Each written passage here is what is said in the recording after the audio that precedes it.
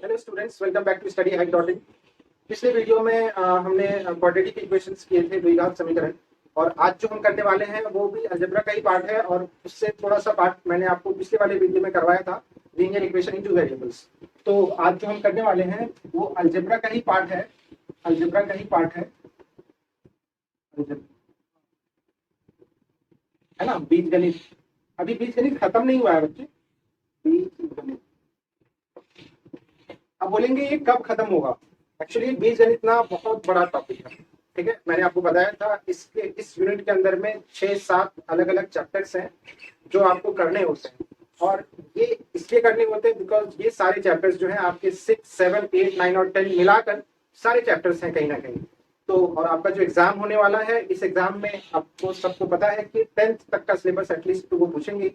किसी ने पूछा था सर ये 12th के भी मैथ्स पूछते हैं क्या, 11 12 के। तो 11 12 का मैथ्स जो है वो इस ऐसे एग्जाम्स में, कॉम्पिटिटिव एग्जाम्स में नहीं पूछा जाता है। हाँ, लेकिन आपको थोड़ा सा जो टॉपिक्स जैसे ट्रिगो है, डिफरेंशिएशन है, जो जो थोड़े थोड़े से पार्ट उसके आपको याद रहने चाहिए, वो करने हैं।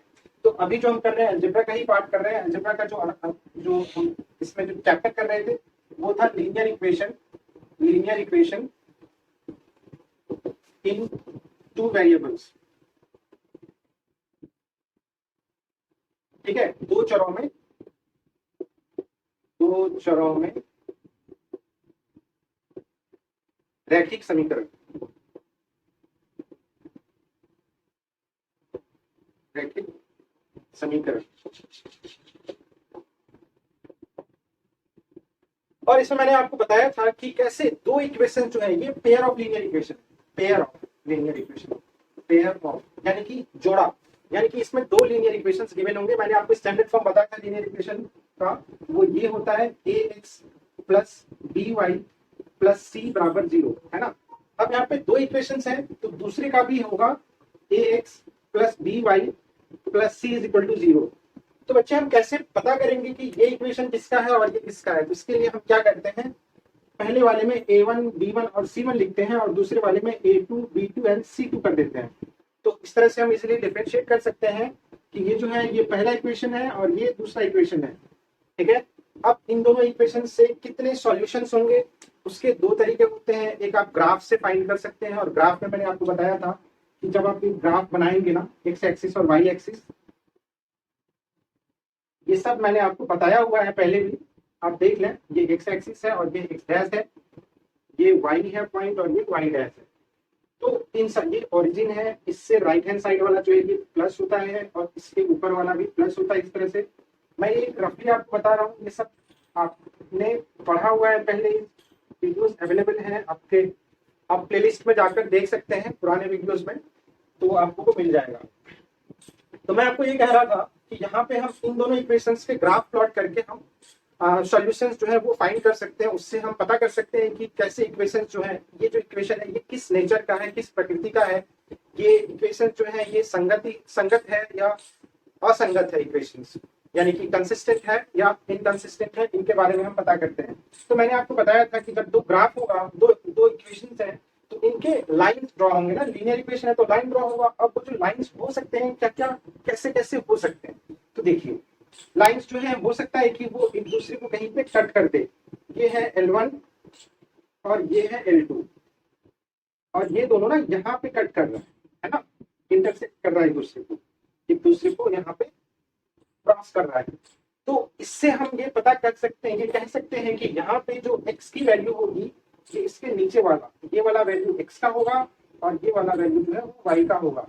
मैंने आपको एब्सिसा और ऑर्डिनेट बताया हुआ है। कोटि मतलब ऑर्डिनेट का मैंने आपको बताया था, ऑर्डिनेट किसे कहते हैं, वाई एक्सिस को ऑर्डिनेट कहते हैं। वहां पे मैंने आपको एक रेफरेंस दिया था कि एक जो सिंगर है उनका यो यो टाइप से मैंने आपको बताया हुआ था, आप देख लें पुराने वीडियो में। तो y axis is ordinate, y axis जो है वो ऑर्डिनेट है, ठीक है। वाई एक्सिस ऑर्डिनेट, और जो जो दूसरा बचा एक्स एक्सिस उसे हम कहते हैं एब्सिसा। तो ऑर्डिनेट को ही हम कहते हैं कोटि, हिंदी में कोटि कहते हैं। आप में से जिसे हिंदी समझना है वो कोटि समझ जाए। और जो दूसरा होता है एक्स एक्सिस, इसे हम कहते हैं भुज, और ये है कोटि, वाई एक्सिस, ये कोटि है, ठीक है। ऑर्डिनेट और ये है एब्सिसा।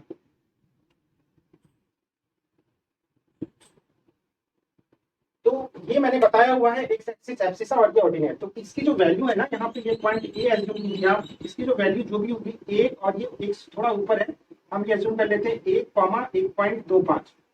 तो हम ये कह सकते हैं कि एक्स की वैल्यू जो है इन दोनों इक्वेशन जब हम हल करेंगे, मैं आपको इक्वेशन हल करने का तरीका भी बताऊंगा, शॉर्टकट कैसे हम फाइंड करते हैं एक्स और वाई का वैल्यू। तो यहाँ पे हम एक्स और वाई का वैल्यू डायरेक्टली ग्राफ से भी फाइंड कर सकते हैं, लेकिन ये मेथड काफी लेंदी है, बट आपको ये समझना जरूरी था। और इसका कंडीशन क्या है मैं यहाँ पे क्यों बता रहा हूँ, आपको अभी पता चलने वाला है। तो अगला कंडीशन जो है वो ये हो सकता है कि जो दो ग्राफ है ना, वो ग्राफ एक दूसरे के पैरेलल हो, समानांतर हो। बिल्कुल ये ग्राफ देखिए, ये दोनों एक दूसरे के पैरेलल है, यानी कि कभी भी एक दूसरे को कट नहीं करेंगे, काटेंगे नहीं। तो जो फर्स्ट केस है ये वाला L1 और ये वाला L2 दिया है, यहाँ पे ये दोनों एक दूसरे को कभी भी मीट नहीं हो रहे हैं।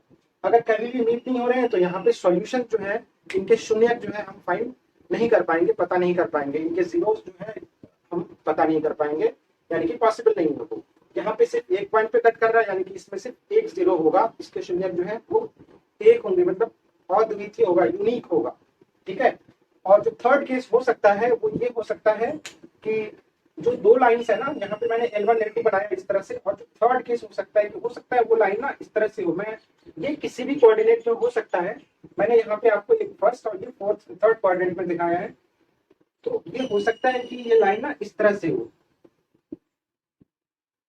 पहले इक्वेशन का, और दूसरा भी इस पे ही ओवरलैप करे, बिल्कुल ओवरलैप कर जाए। तो ये एज्यूम कीजिए ये है L1 और ये है L2। तो यहाँ पे आप देखेंगे तो ये दोनों जो है पॉइंट्स एक दूसरे पे ओवरलैप कर रहे हैं। ओवरलैप करने की वजह से क्या होगा कि ये जो कंडीशन है ना, यहाँ पे इनके जो शून्यक्स होंगे, ये मतलब नंबर ऑफ जीरोस जो होंगे यहाँ पे इनफाइनाइट होगा, अनंत होगा, मतलब ये कई जगह पे, बहुत सारी जगह पे मीट कर रहे हैं, इसका यही मतलब है। अब हम कहेंगे सर इसका कंडीशन क्या क्या है, तो ये देखिए आप, मैं आपको बता रहा हूँ जीरो के कंडीशन क्या क्या हो सकते हैं। तो जो पहला है वो मैंने आपको बताया है कि अगर इंटरसेक्टिंग लाइन्स हो, कंडीशन है इंटरसेक्टिंग लाइन्स, इंटरसेक्टिंग, और दूसरा मैंने आपको बताया पैरेलल, और तीसरा मैंने आपको बताया है ये कंडीशन था ओवरलैपिंग, है ना, या कोइंसाइड। तो अगर इंटरसेक्टिंग होगा तो यहाँ पे जो ये तो इक्वेशंस है ना, इसमें कंडीशन होता है A1/A2 is not equal to B1/B2, ये कंडीशन होता है। ठीक है। अगर हम दिया हुआ होगा कुछ इक्वेशन, सपोज कीजिए ये है हमारे पास 2x + 3y is equal to 4, 3x + 4y is equal to 8 है, सपोज ये दिया हुआ है। तो यहाँ पे आप देखेंगे A1 की वैल्यू 2 है, A2 की वैल्यू 3 है, A2 की B1 की वैल्यू 3 है और B2 की वैल्यू 4 है। अगर आप यहाँ पे A1/A2 करेंगे तो ये होगा 2/3, और B1/B2 करेंगे तो ये होगा 3/4। तो आपको ये पता है कि 2/3 और 3/4 जो है वो बराबर नहीं है, इसीलिए हम ये कह सकते हैं कि they are not equal. It means इनका जो ग्राफ होगा ना वो कुछ ऐसा ग्राफ होगा। आई होप ये समझ आ गया होगा बच्चों आपको। अब हम आते हैं अगले कंडीशन पे। अगला कंडीशन है पैरेलल लाइंस, ये दो लाइंस जो पैरेलल है। तो यहाँ पे जो इनका जो अलजेब्रिकली अगर हम इस तरह से देखेंगे कि यहाँ पे हम इक्वेशन देकर हम कैसे पता कर पाएंगे कि ये जो लाइंस है इसके जो ग्राफ में अगर हम प्लॉट करेंगे वो पैरेलल होगा या नहीं होगा। उसके लिए कंडीशन ये है कि ये होगा A1/A2 बराबर B1/B2 is not equal to C1/C2। तो ये कंडीशन है। अगर इस तरह का इक्वेशन होगा हमारे पास तो यानी कि उसका अगर हम ग्राफ प्लॉट करेंगे तो ग्राफ जो है इस तरह से आएंगे, यानी कि इस केस में इसके जो है यूनिक सॉल्यूशन नहीं होंगे, इसके सॉल्यूशन ही नहीं होंगे बेसिकली, यूनिक तो दूर की बात। यहाँ पे इसके सॉल्यूशन मतलब इसके शून्य हम फाइंड नहीं कर पाएंगे इस केस में, बिकॉज वो एक दूसरे को कभी मीट ही नहीं कर पाएंगे। शून्य उसी का फाइंड कर सकते हैं, हम पता कर सकते हैं जो कहीं ना कहीं एक दूसरे को मीट करे, एक दूसरे को क्रॉस करे, काटे। ठीक है।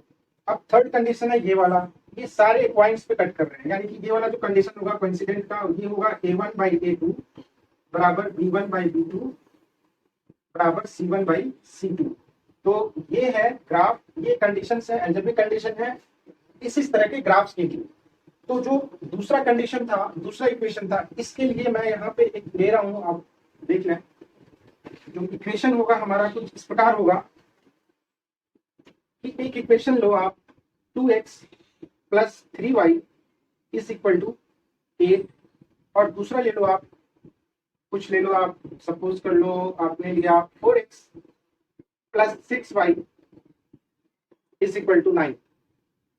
अब आप कहेंगे सर ये क्या है, हम कैसे सॉल्व करेंगे इसे, और ये इनमें से कौन सा कंडीशन को फुलफिल करता है, कौन सा कंडीशन पे ये लागू होगा, इनमें से कैसे इक्वेशंस बन पाएंगे। तो हम यहाँ पे a1 बाई a2 देखते हैं क्या हो रहा है। ये होगा 2/4, b1 बाई b2 देखेंगे, b1 बाई b2, तो ये होगा 3/6, और c1 बाई c2 अगर हम चेक करेंगे तो ये होगा 8/9। बच्चे अगर हम इसे सिंप्लीफाई करेंगे तो ये होगा 1/2, ये भी होगा 1/2, और ये होगा कुछ नहीं 8/9 ही रहेगा। यानी कि हम ये कह सकते हैं यहाँ से कि ये a1 by a2 is equal to b1 by b2 is not equal to c1 by c2। ठीक है, तो ये कंडीशन तो ये वाला है, यानी कि लाइंस जो है वो पैरेलल है, समानांतर है। ठीक है, और जो थर्ड केस है हमारा वो ये वाला कंडीशन है। अगर आप यहीं पे इक्वेशन कुछ इस तरह से हो जाता कि यहाँ पे ना ये दोनों इक्वल हो जाते, सपोज ये 8 है और ये 16 हो जाता, फिर से हम a1 बाई a2 चेक करेंगे, a1 बाई a2 चेक करेंगे, ये होगा 2/4 यानी कि 1/2, b1 बाई b2 चेक करेंगे तो ये होगा 3/6 यानी कि फिर से 1/2, और c1 बाई c2 चेक करेंगे अगर तो ये होगा 8/16, फिर से हो जाएगा ये 1/2। तो इन तीनों केसेस में हमने देखा कि यहाँ पे क्या है, a1 by a2 is equal to b1 by b2 is equal to c1 by c2। तो ये जो कंडीशन है हमारा ये इसको फुलफिल कर रहा है, यानी कि इस केस में जो ग्राफ प्लॉट होगा वो होगा इस तरह का कोइंसिडेंट, यानी कि एक दूसरे को हमेशा वो ओवरलैप करेंगे, एक दूसरे के ऊपर ही बनेंगे ग्राफ। अब एक दूसरे के ऊपर बनने की वजह से क्या होगा, वो अनंत जगह पे वो एक दूसरे को कट करेंगे, ये हम कह सकते हैं। इसीलिए इस केस में जो होता है इनफाइनाइट सॉल्यूशन होता है। तो ये जो 3 कंडीशन मैंने आपको बताए, तो फर्स्ट कंडीशन ये है, इस केस में क्या होता है, यूनिक सॉल्यूशन, यूनिक सॉल्यूशन। ठीक है, और द्वितीय,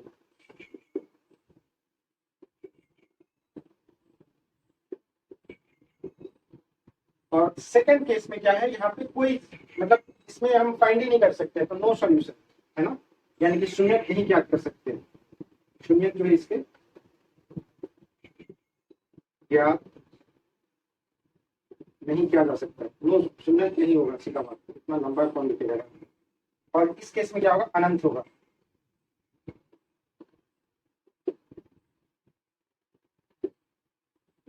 इस केस में क्या होगा, अनंत, यानी कि एक से अधिक।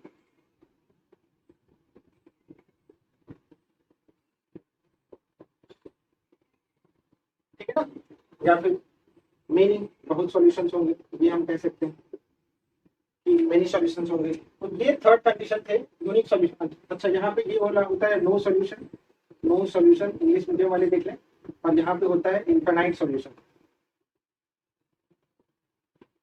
आई होप ये क्लियर होगा आप सबको।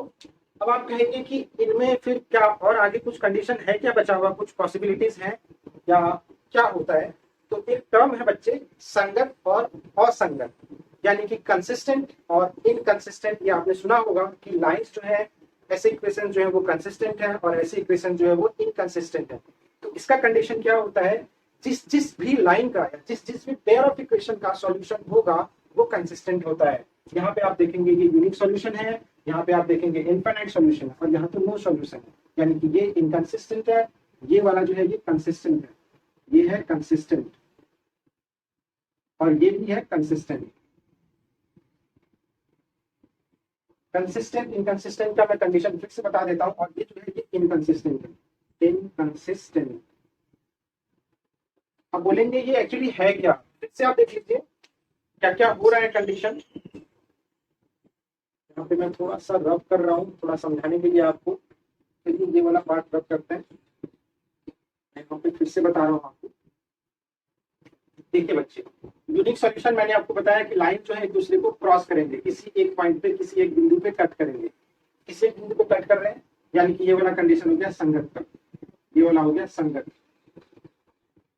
और जो सेकंड वाला है, यहाँ पे जो लाइन होगा वो पैरेलल लाइन है, यानी कि समानांतर है, एक रेखा ये है और एक दूसरी वाली ये है, ये है L1, ये है L2। तो यहाँ पे क्या होगा, नो सॉल्यूशन होगा ना, कोई हल नहीं निकलेगा इसका, तो ये है असंगत। और जो थर्ड वाला है वो फिर से ये ओवरलैप होंगे, एक दूसरे के ऊपर ही ये मीट कर रहे हैं लगातार, L1 L2 ये कह दें आप। तो फिर से ये जो इसका जो नेचर होगा वो होगा संगत का। तो आई होप ये क्लियर होगा आप सबको। मैंने तीनों कंडीशंस बता दिए हैं। तो संगत का सिर्फ एक कंडीशन नहीं होता है, संगत दो अलग अलग इक्वेशंस पे हो सकते हैं। हो सकता है वो यूनिक सॉल्यूशन हो यानी कि अद्वितीय हो सकता है वो इनफाइनाइट हो यानी कि अनेक सॉल्यूशन हो सकते हैं, उसके अनेक शून्य हम फाइंड कर सकते हैं। थर्ड केस है जिसमें कि एक भी जीरोस फाइंडिंग हो सकते हैं, वो होते हैं वैसे लाइंस या वैसे इक्वेशंस को हम असंगत इक्वेशंस कहते हैं, असंगत समीकरण कहते हैं। ठीक है, तो ये था आपका ब्रीफ, जो आप ग्राफ से या लाइन से या इन कंडीशन से देखकर आप बता सकते हैं कि क्या होगा क्या नहीं होगा। अब आपके क्वेश्चन यहाँ पे कैसे आते हैं, तो क्वेश्चन देखिए आप। पहला क्वेश्चन कुछ इस प्रकार आ सकता है आपका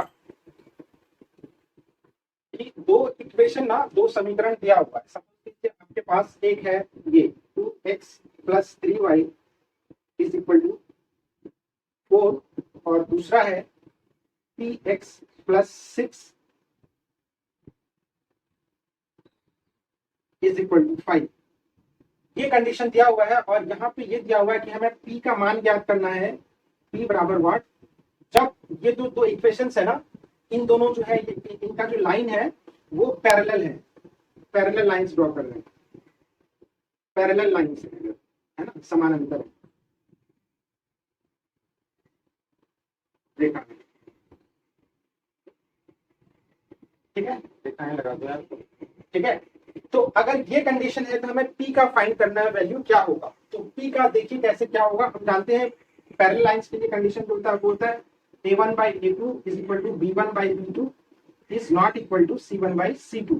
अब हम यहाँ पे चेक करेंगे, अगर a1/a2 तो ये है 2/p बराबर 3/6 इज नॉट इक्वल टू 4/5। अब आप कहेंगे सर p की वैल्यू क्या होगी, तो p की वैल्यू जो है हम इन दोनों से फाइंड कर सकते हैं। p की वैल्यू क्या नहीं होगी उसके लिए हम इन दोनों से फाइंड कर सकते हैं। अब देखिए कैसे होगा, तो हमें फाइंड करना है 2/p बराबर 3/6, क्रॉस मल्टीप्लाई कर लीजिए आप, तो ये हो जाएगा 3p बराबर 12 और p बराबर 4। ये तो हो गया p का मान क्या होगा, और p का मान क्या नहीं हो सकता है। तो ये यहाँ पे अगर हम ये करेंगे 2/p is not equal to 4/5, तो ये कटा 2 से, यानी कि 2p is not equal to 5, so p is not equal to 5/2। तो ये कंडीशन है, ऐसा क्वेश्चन जो है नहीं पूछा जाता है, ये मिसलीडिंग है। अब पता नहीं कॉम्पिटिटिव एग्जाम है कुछ उल्टा पूछ दे, इसलिए मैंने आपको ये वाला बता दिया है। तो इस तरह से हम वैल्यू फाइंड करते हैं। मैं फिर से एक बार बता दूं आपको, यहाँ पे आपको p की वैल्यू फाइंड करनी है जब लाइन जो है वो पैरेलल है। पैरेलल लाइन का कंडीशन होता है ये वाला, ये याद रखना है और इसमें कुछ नहीं करना, ये वैल्यूज को यहाँ पे पुट कर देना है, इस तरह से ये आपका सॉल्यूशन आ जाएगा, बहुत ईजी है। ठीक है, अब हम आते हैं दूसरे टॉपिक पे, वो है शून्य के प्रोडक्ट का, यानी कि उसके गुणांक, और शून्य के जोड़ का हम कैसे हम वैल्यू फाइंड करते हैं। तो ये देखिए मैंने आपको बताया हुआ है, और ये था क्वाड्रेटिक वाले अनुपात में। तो क्वाड्रेटिक इक्वेशन जो था, द्विघात समीकरण, वहां पे ये टॉपिक था एक क्वाड्रेटिक इक्वेशन। मैं आपको बता रहा हूँ, शॉर्टकट में लिख रहा हूँ यहाँ पे, द्विघात के समीकरण।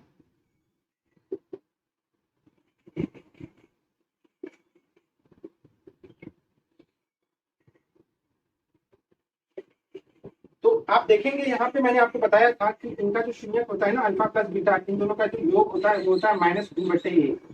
अच्छा, द्विघात समीकरण का जो जनरल इक्वेशन होता है वो कुछ इस प्रकार है, ax² plus bx plus c बराबर 0, ये होता है। तो अल्फा प्लस बीटा -b/a होता है, और अल्फा इंटू बीटा जो होता है, अल्फा इंटू बीटा वो होता है c/a। तो ये कंडीशन होते हैं sum of roots and product of roots के। तो सम ऑफ रूट्स का ये कंडीशन है और प्रोडक्ट ऑफ रूट्स का ये कंडीशन है। अब कहेंगे सर इससे क्वेश्चंस कैसे पूछते हैं, तो इससे क्वेश्चन उल्टा करके पूछ सकते हैं।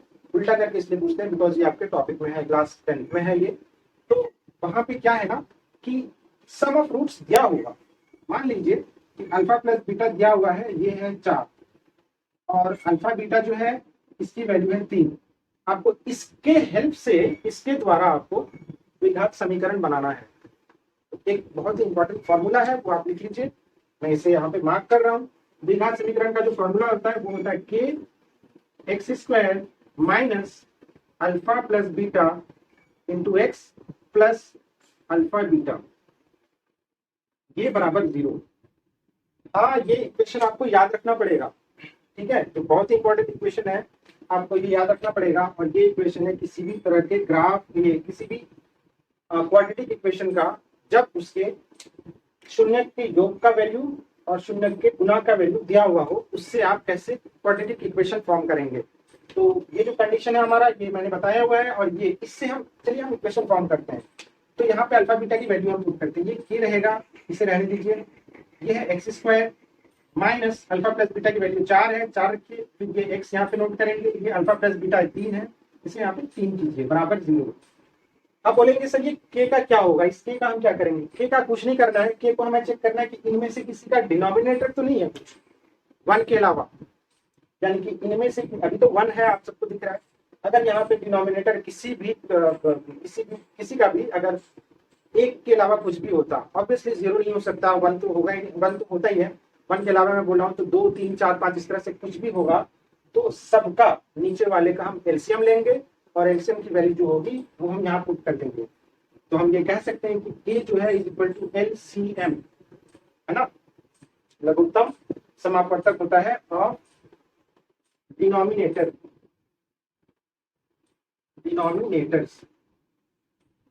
ठीक है स्टूडेंट्स, तो ये होता है, मतलब हर का नीचे वाला पार्ट जो अंश बटे हर होता है ना, पी बाई क्यू, है ना, ऊपर वाला और नीचे, तो यही, तो नीचे वाले का जो डिनोमिनेटर होगा वो के की वैल्यू होगी। यहाँ पे देख रहे हैं के की वैल्यू 1 होगी, बिकॉज नीचे में सब 1 है, एक का एलसीएम 1 होता है। के की वैल्यू अगर आप 1 पुट करेंगे तो ये हो जाएगा, और ये हो जाएगा x square minus 4x plus 3 बराबर 0, यानी कि इसकी वैल्यू जो फाइनली वो यही होगी, -4x प्लस 3 बराबर 0। तो इस तरह से हम फाइंड करते हैं इक्वेशंस। आई होप ये क्लियर होगा आप सबको, ठीक है। अगर यहाँ पे माइनस होता तो ये माइनस माइनस प्लस होकर ये 4x प्लस 4x होता, इस तरह से हम फाइंड करते हैं। आई होप ये टॉपिक आपका क्लियर होगा। अब हम चलते हैं बच्चे अगले टॉपिक पे, वो है आपका जब द्विघात सभी के linear pair of linear equation दिया हो, और वहां पे हम उसके शून्य कैसे फाइंड करेंगे, यानी कि वहां पे हम x का वैल्यू या y का वैल्यू हम कैसे फाइंड करेंगे। तो ये काफी इंपॉर्टेंट क्वेश्चन है, ये क्वेश्चन मैं यहाँ पे बता रहा हूँ आपको। अब कहेंगे सर वो स्कूल में जो हमने पढ़ा था कि हम 3 अलग अलग मेथड से अलजेब्रिकली फाइंड कर सकते हैं, या फिर हम ग्राफ से फाइंड कर सकते हैं। तो बच्चे इतना टाइम हमारे पास है नहीं, एग्जाम जो दिया जा रहा है वहां पे आपके पुराना आपने क्या पढ़ा है, कैसे पढ़ा है, उससे मतलब नहीं है, वहां पे आपको उस दिन आपने क्या सा परफॉर्म किया है ये माने रखता है। तो जो क्वेश्चन है हमारा वो ये है कि ये है 2x square minus 6x minus 6y, ये लीनियर इक्वेशन ना, माइनस 6y बराबर 4 है, और दूसरा है 4x प्लस 2y बराबर मान लीजिए आप 5 है।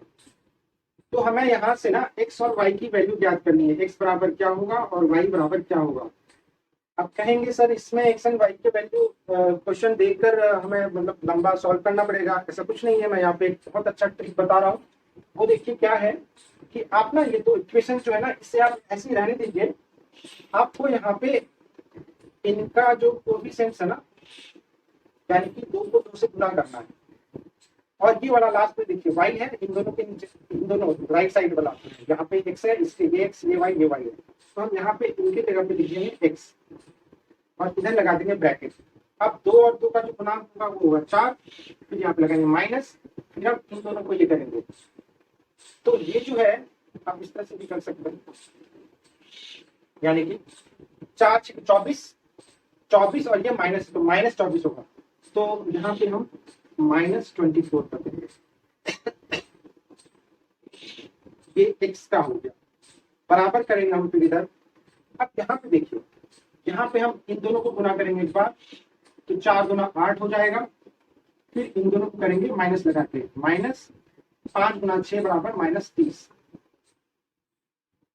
तो इसकी वैल्यू हो जाएगी 24 4 28, x बराबर 30 8 38, 8 + 30, तो यहाँ पे हो जाएगा 28x बराबर 38।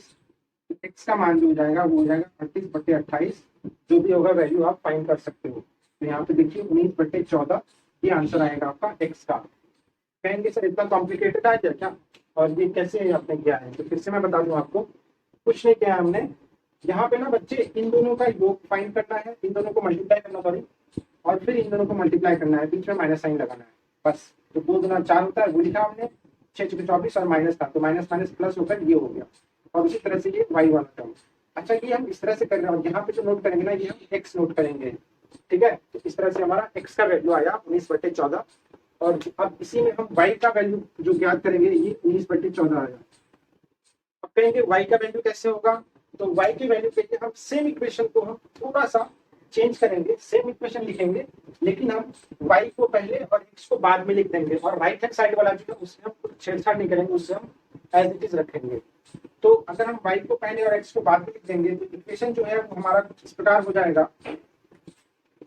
इक्वेशन हो जाएगा हमारा -6y + 2x बराबर 4 और 2y + 4x बराबर 5। अब फिर से हम वही करेंगे, और यहाँ पे देखिए ये दोनों x है ना, तो यहाँ पे हम y नोट करेंगे, और उससे पहले ब्रैकेट लगाएंगे, इन दोनों का मल्टीप्लाई करेंगे, 6 चौके 24 होता है, -24 हो जाएगा ये, और ये -2 गुना 4 बराबर, फिर से मैंने बताया आपको यहाँ पे फिर से अब इन दोनों को मल्टीप्लाई करेंगे, तो 4 चौके होता है 16, 5 गुना होता है 10, तो -10। इसकी जो वैल्यू होगी वो होगी -28y बराबर 6, यानी कि y बराबर 6/-28। तो आप इसे सिंप्लीफाई कर सकते हैं, ये हो जाएगा 3/-14। तो ये है इसका आंसर बच्चे। आई होप ये क्लियर होगा आप सबको। एक दूसरा क्वेश्चन ले लेते हैं हम, उससे आपका सॉल्यूशन, उससे आप अच्छे से समझ पाएंगे। चलिए जल्दी से हम नोट करते हैं क्वेश्चन।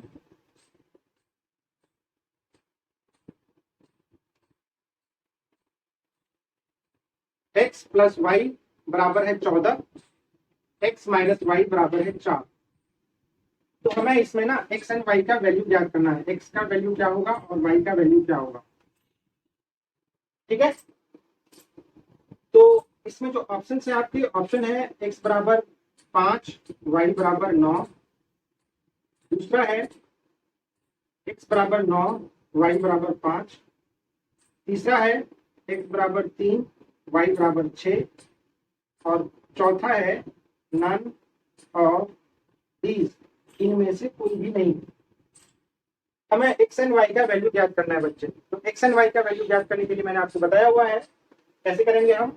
इन दोनों इक्वेशन को यहीं पे रहने देते हैं, यहाँ पे 1 है, यहाँ पे इन सब के कोएफिशिएंट जो है यहाँ इस क्वेश्चन में 1 है, तो 1 × 1 करेंगे तो 1 आएगा, माइनस करेंगे यहाँ पे अगर तो -1 आएगा फिर से, और यहाँ पे हम अगर वैल्यू फाइंड करेंगे, सॉरी ये -1 और ये -1 आएगा, और ये वैल्यू हो जाएगा x का, बराबर करेंगे, फिर ये हो जाएगा 4, सॉरी पहले हम ये करेंगे -14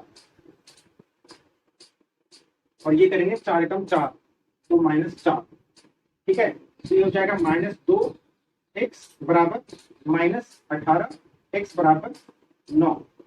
क्लियर है। आप देखेंगे x बराबर 9 किसमें है, तो इसमें है। अब कहेंगे सर दूसरा वैल्यू फाइंड करने की जरूरत है क्या, तो हम पहले चेक कर लेंगे कि y का वैल्यू और x का वैल्यू दोनों में से पुट कीजिए, आप सॉल्व कर पाएंगे। तो यहाँ पे हम देखें x का 9 और y का 5 लिखेंगे, 9 × 5 = 14 होता है, ये सही है। यहाँ पे 9 - 5 करेंगे, ये भी सही है। दूसरा वैल्यू फाइंड करने की जरूरत ही नहीं है, आप आराम से फाइंड कर सकते हैं। आप में से किसी स्टूडेंट को ये इसकी मतलब ये कहना चाहेंगे वो कि सर हम x नहीं y लेकर हम करना चाहते हैं, देख लेते हैं y लेकर कैसे करते हैं। तो y के लिए मैंने आपको बताया कि इक्वेशन को ना उल्टा कर दीजिए, मतलब जो y वाला टर्म है उसे हम पहले लिखेंगे। तो ये हो जाएगा y + x बराबर 14, और यहाँ पे हो जाएगा -y + x बराबर 4। आप फिर से वो कर दीजिए, तो ये हो जाएगा 1 × 1 बराबर 1, -1 × 1 बराबर माइनस, अच्छा ये माइनस होगा, यहाँ पे 1 होगा, ये हो जाएगा y बराबर 14 × 14 -4, फिर से हो जाएगा 2y बराबर 10, तो y बराबर 5। आप देख लीजिए बच्चे, मैंने x और y दोनों को लेकर सॉल्व किया है। आई होप ये क्लियर होगा आपका। तो इस तरह से हम एक बार हम किसी एक का वैल्यू फाइंड कर लेंगे, तो दूसरा जो पार्ट है एक्स का अगर आपने फाइंड किया तो वाई का वैल्यू उसी इक्वेशन उसी वाले पार्ट से आप वैल्यू पुट कीजिए उसमें और फट से आंसर आ जाएगा आपका। पूरा लेंदी मेथड, वो पूरा जो स्कूल वाला मेथड था उसे करने की यहाँ पे कोई भी जरूरत नहीं है। ठीक है, तो चलिए हम अगले टॉपिक पे आते हैं। आई होप ये सारा आपका क्लियर होगा।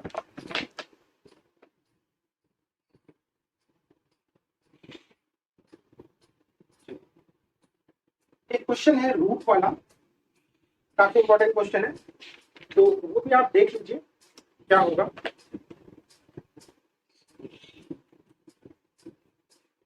√2x प्लस √3y बराबर 0 है और √3x माइनस √2y बराबर फिर से 0 है। तो हमें ना इसमें x और y का वैल्यू फाइंड करना है। तो x की वैल्यू क्या होगी और y की वैल्यू क्या होगी, ये फाइंड करना हमें कि x एंड y की वैल्यू जो है वो क्या क्या होगी। इसमें जो ऑप्शन है हमारे पास वो है x बराबर 0, y बराबर 0। दूसरा है x बराबर 1, y बराबर -1। तीसरा है x बराबर -2, y बराबर +2। और इसमें जो चौथा है वो है नन ऑफ दिस।